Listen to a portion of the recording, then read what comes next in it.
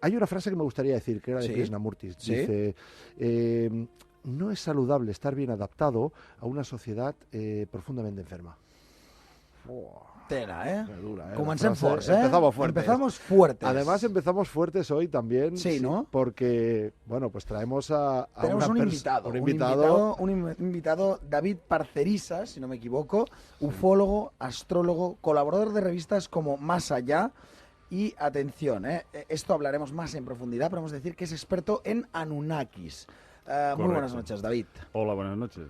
Y bienvenido a la nit de l'Orniturink. Gracias. Bueno, vamos a empezar por el principio. Eres el primer invitado de este programa que ha empezado esta temporada. Bien, Miquel te ha escogido a ti.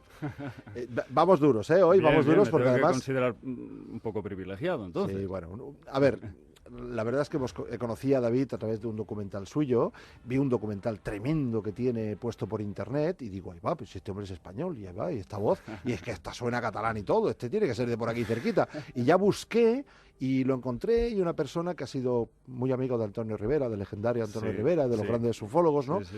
Y cuando vi, de verdad, Carlos, te tengo que de verdad decir el documental que vimos, ya te lo pondré en el Facebook para que lo veas, porque de verdad que es impresionante. Y bueno, pues lo conocí el otro día, estuvimos charlando, vimos que había muchísimo tema para hablar, él habla de lo mismo que hemos hablado muchas veces en otros programas. Bueno, pero para empezar, claro, pero mucha gente no viene de la anterior etapa, por tanto, vamos a empezar por el principio. Hemos dicho que eres experto en Anunnakis. ¿Qué son los Anunnakis? Bueno, los Anunnakis serían una raza de seres procedentes de un hipotético planeta llamado Nibiru, un planeta transneptuniano de órbita elíptica, que haría un paso muy próximo entre Marte y Júpiter cada 3.600 años, y cada vez que pasaría provocaría una serie de cataclismos, cambios geomagnéticos, climatológicos en nuestro planeta Tierra. Estos seres, claro, si tenemos un poco que explicar, fragmentando el término Anunnaki, significa an o anu, cielo, na, descender, y ki, tierra, aquellos que descendieron del cielo a la tierra, ¿no? Entonces estos seres vendrían aquí en busca de oro hace unos 445.000 años. Y debido a... Perdona que te corte, seguramente vinieron a recuperar el oro, porque hace poco salía una noticia precisamente que decía que el oro no es originario de la Tierra, sino que llegó en un asteroide. ¿Ah, sí? Sí, hace poco precisamente salía una noticia que decía eso, que el oro no es originario de la Tierra, sino que vino, pues eso, en un asteroide. Entonces ya nos abriríamos a otras líneas de investigación aún más increíbles, ¿no? Però bueno, puede ser, por supuesto que sí. I per què venen en buscador? Perdona, estic aquí al control i disculpa que faci aquestes preguntes, però per què venen en buscador? Bien, los libros de Sitchin dejan bastante claro de que es por un problema, o sea, por una necesidad, no por temas de ostentación o decoración, sino que el oro lo necesitaban para su propia supervivencia debido a un problema que tenían en la atmósfera de su planeta. Hipotéticamente, debido a una posible guerra civil entre los propios Anunnaki, hubo o varias detonaciones nucleares que dañaron su ecosistema.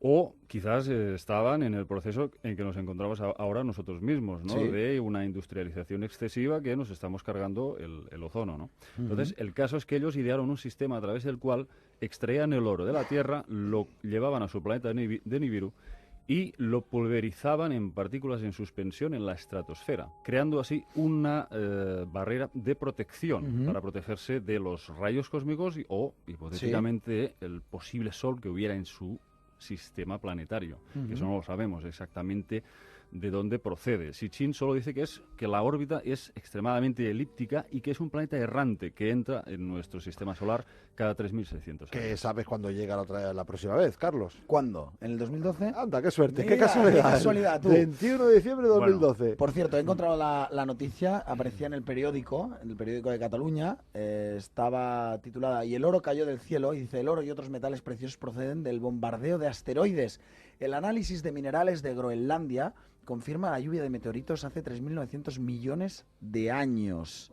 Es muy posible. O sea, que es posible que ese oro realmente es que fuera de ellos. Sí. Pero ¿cada cuánto has dicho que pasa precisamente?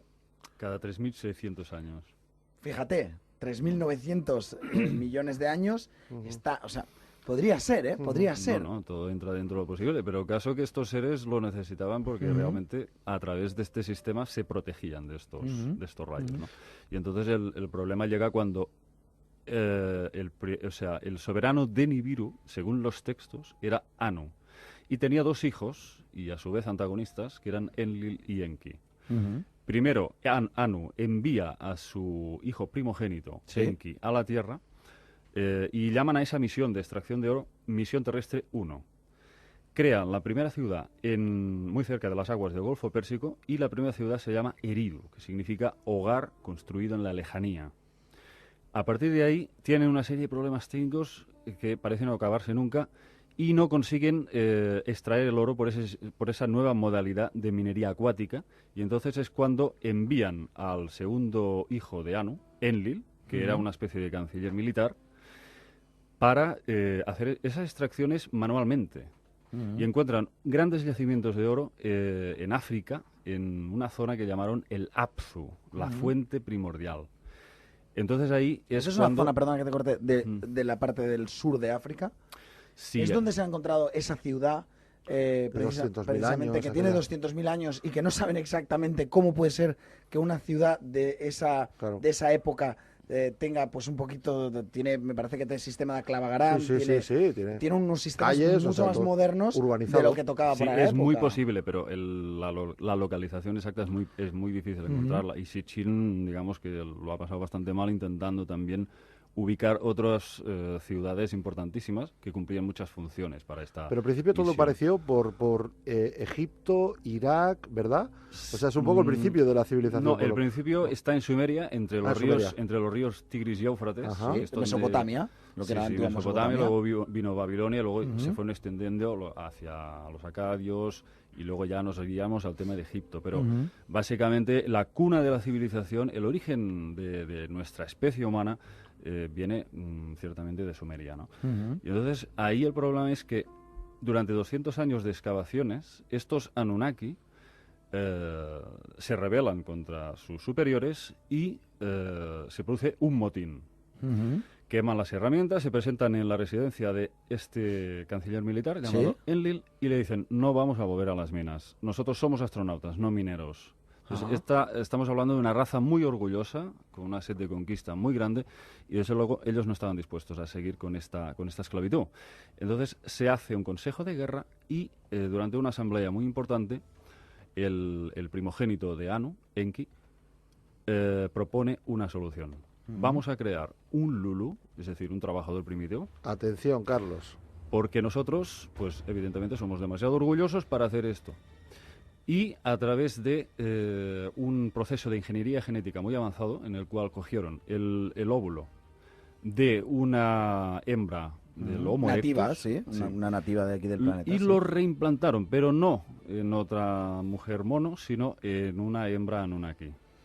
Utilizaron el esperma de uno de estos jóvenes Anunnaki y de ahí salió, digamos, los primeros niños probeta, los primeros especímenes del Homo sapiens. Entonces, un poquito sería lo que en la Biblia nos hablan de la costilla de Adán. En realidad estaríamos hablando de que es una mutación genética. O sea, esa costilla de Adán no deja de ser... es una hibridación. Una hibridación. Es una hibridación. Lo que pasa es que la Biblia bebe de los textos sumerios. Es decir, lo siento mucho decirlo así, pero es una especie de copia barata. Porque ahí es todo como muy alegórico y está expuesto a muchas variadas interpretaciones. En cambio, los textos sumerios que se encontraron en el palacio del rey Asurbanipal, en la capital asiria de Nínive, estas tablillas de arcilla que se encontraron 25.000, es un lenguaje cuneiforme de hace miles y miles de años, y está explicada toda la historia humana con detalle. Con sumo detalle. Te explican cómo nos crearon genéticamente estas entidades. ¿Sabes cómo de antiguos eran? Se llegó a determinar las tablillas que de Zacarías Sitchin.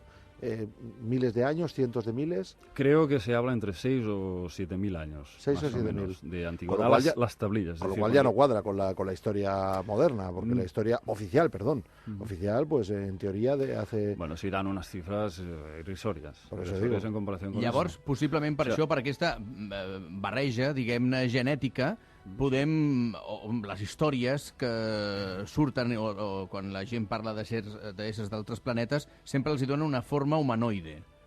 Sí, lo que pasa es que en el tema de los Anunnaki es un tema sumamente complejo porque no soy yo, son muchos los investigadores de todo el mundo que pensamos que no eran seres humanos. Para empezar, medían entre 2,5 metros y 4,5. Algunos hablan de 6 metros de altura. Bueno, son los gigantes O sea, también de la Biblia. Los llamados Los gigantes Nefilim, esos serían los hijos de los dioses cuando se juntaron con las hijas de los hombres. Eso ya es otra historia. O sea, lo que son los Anunnaki serían unas entidades de aspecto reptiliano, Sí. draconiano, según pues Dan Winter, por ejemplo, otro investigador Sí, que interesantísimo. hasta en Barcelona y no lo hemos... No tuvimos nada en Winter, no. No hemos tenido, pero Pues- esperamos algún día tenerlo. Sí, tanto. Pues cualquiera. este investigador los llama directamente draconianos y habla de estas diosas procreadoras draconianas que hicieron estos primeros prototipos humanos a través de inseminar a estas diosas creadoras. ¿Y es por eso que no se encuentra el eslabón perdido? Por supuesto, yo para mí siento herir a posibles personas que sean, pues, no sé, religiosas o que tengan un punto de vista, pues, más oficialista, pero yo pienso que el darwinismo es una mafia, es decir, es un engaño, una estafa, y es uno de los muchos intentos que ha habido para encubrir la verdadera historia y los orígenes extraterrestres del ser humano. A ver, a mí me gustaría matizar de que la evolución natural entiendo que existe, pero sí es cierto que si nosotros, o sea, si el hombre viniera absolutamente del mono, todos los monos serían igual hubieran evolucionado igual, por ejemplo, ¿no? Y aparte, y esto lo hablamos un día con varios expertos también, el hombre no es una evolución del mono, al revés, vamos peor, o sea, Vamos a el peor. mono mucho más fuerte, el mono lo dejas en la calle y vive, nosotros tenemos que cubrirnos, tenemos que, o sea, se ha sufrido una involución, ¿no? Involución y aparte se ha reducido el número de cromosomas. Ellos tienen 48, nosotros tenemos 46. A veure, si estic entenent bé, estem parlant de que l'ésser humà és una creació extraterrestre després d'aquesta fundició genètica que parles, creat com una espècie esclava, totalment. som esclava per treure minerals, Extraccions concretament d'or. or. En aquest... Sí. Però suposo que hi ha un moment... Per què es llibera aquesta raça? O sigui, nosaltres. Hi ha un moment que ara ¿Quién diu que estén lliberats? No ha acabado nunca la esclavitud. Claro, claro, es que solamente ese es el problema. han cambiado los escenarios o han cambiado un poco pues los tiempos, pero más o menos sigue todo igual. En teoría, estas entidades se fueron, pero hay quien dice que ha quedado ciertas reminiscencias de ellas y que están detrás del poder de la élite mundial, llámalos Illuminati, llámalos masones, llámalo como quieras, ¿no? Y en este caso, si el oro era lo que necesitaban como un mineral esencial para su supervivencia, Sí. aún queda oro en el planeta.